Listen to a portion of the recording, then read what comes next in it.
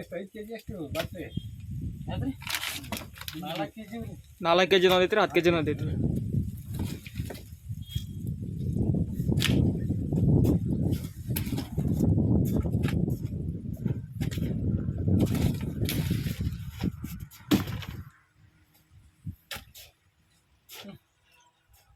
ಸರ ಬರ್ರಿ ಮಾಡ್ತೇವೆ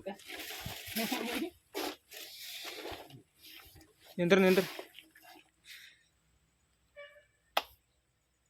ಹಾವೇರಿ ಡಿಸ್ಟಿಕ್ಕು ಹಿರೇಕೆರೂರು ತಾಲೂಕು ಶ್ರೀರಾಮಕೊಪ್ಪ ಗ್ರಾಮದಲ್ಲಿ ಈರಪ್ಪ ಕಾರಿಗೆ ಇವರ ತೋಟದಲ್ಲಿ ಹೋದ ವರ್ಷ ಮಾಡಿದ ಹಾಗೆ ಈ ವರ್ಷನೂ ಸಹ ASNL ಕಂಪ್ನಿ ಪ್ರಾಡಕ್ಟ್ನ ಸ್ಪ್ರೇ ಮತ್ತು ಬುಡಕ್ಕೆ ಹಾಕುವಂಥ ಒಂದು ಮೆಥಡ್ ಹೇಳ್ಕೊಟ್ಟಿದ್ವಿ. ಆ ಪ್ರಕಾರ ಈಗ ಸ್ಪ್ರೇ ಮಾಡಿಸಿದ್ದಾರೆ.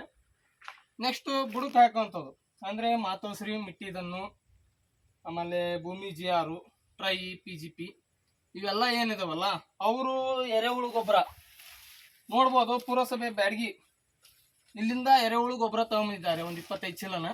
ಟೋಟಲ್ ಸರ 3 ಎಕರೆ ಅಲ್ಲ, 3 ಎಕರೆಗೆ ಏನು ಮಾಡಿದ್ದಾರೆ 25 ಚೀಲ ತಂದಿದ್ದಾರೆ.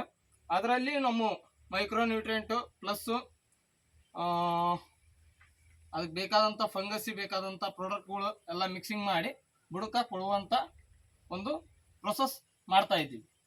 ಅದಕ್ಕೆ ನಮ್ಮ ಈರಪ್ಪ ಅಜ್ಜರ್ದು ಸತ್ತ ಏನಿದೆ ಅಂತಂದರೆ ಲಾಸ್ಟ್ ಟೈಮ್ ಮಾಡಿದ್ದಕ್ಕೂ ಈ ಸರಿ ಈ ಥರ ಮಾಡ್ತಾ ಇರೋದಕ್ಕೂ ಅವರು ಒಂದು ವ್ಯತ್ಯಾಸಗಳನ್ನ ತಿಳ್ಕೊಳ. ಸರ್ ನಿಮಗೆ ಲಾಸ್ಟ್ ಟೈಮ್ ಈ ಥರ ಮಾಡಿದ್ರಲ್ಲ, ನಿಮಗೇನಾದ್ರು ಚೇಂಜಸ್ ಕಂಡು ಬಂದಿತ್ತಾ? ಹಾಂ ಸರ್, ಚೆನ್ನಾಗಿ ಅನಿಸೈತೆ ಸ್ವಲ್ಪ ಚೆನ್ನಾಗಿ ಅನ್ಸೈತ್ರಿ. ಕಾಯಿಗೆ ಸತ್ತಾಗಿದ್ದು. ಹಾಂ ಸರ್, ಹಾಂ ಸರ್, ಮತ್ತೆ ವರ್ಷ ಮಳೆ ಕೊಯ್ರೋ ಬಂದು ಹೋದ್ವಲ್ಲ. ಅದೇ ರೀ ಅದೇ. ಮತ್ತೆ 4 ರೈತರಿಗೆ ಹೇಳಕ್ ಏನ್ ಇಷ್ಟಪಡ್ತೀರಿ? ಈ ತರ ಮಾಡೋದ್ರಿಂದ ನಿಮಗೇನು ಅನಿಸ್ತಾ ಐತ್ರಿ?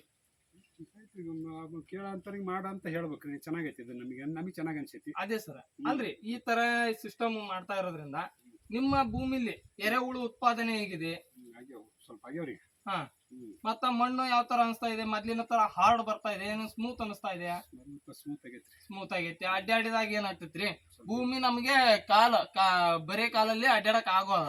ಯಾಕಂತಂದ್ರ ಭೂಮಿಗೆ ನಾವು ಹೆಚ್ಚಾಗಿ ರಾಸಾಯನಿಕ ಕೊಟ್ಟು ಭೂಮಿ ದಡ್ಸಾಗಿದೆ.